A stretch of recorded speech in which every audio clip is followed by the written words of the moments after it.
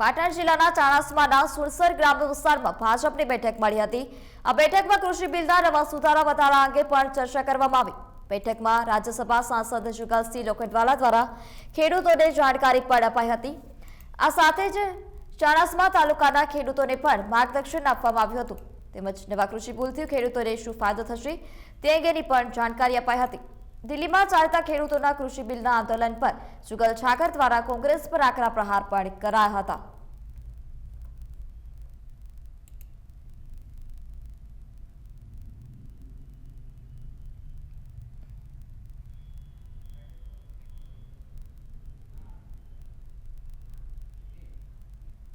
મોદી સાહેબ દ્વારા જે 3 વિધાયકો જે લાયા છે એની સંપૂર્ણ માહિતી જે ભારતીય જનતા પાર્ટીના અમારા અલગ અલગ આગેવાનો દરેક ક્ષેત્રમાં જઈને આપતા હોય છે, એ નિમિત્તે આજે સુણસર મુકામે ચાણસ્માના તાલુકાની સુણસર ગામે આજે મુલાકાત લઈ અને ખેડૂત ભાઈઓ બહેનોને એની સંપૂર્ણ માહિતી આપી અને આ વિધાયકોથી ખેડૂતોને ખૂબ લાભ થવાનો છે।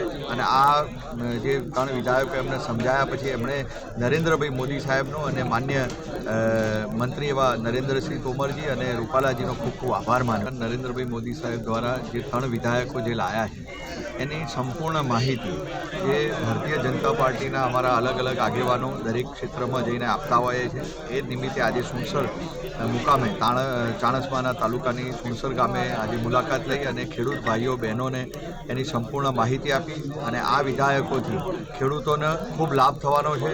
અને આ જે 3 વિધાયકો એમને સમજાયા પછી એમણે નરેન્દ્રભાઈ મોદી સાહેબનો અને માન્ય મંત્રી એવા નરેન્દ્રસિંહ તોમરજી અને રૂપાલાજીનો ખૂબ ખૂબ આભાર માન્યો।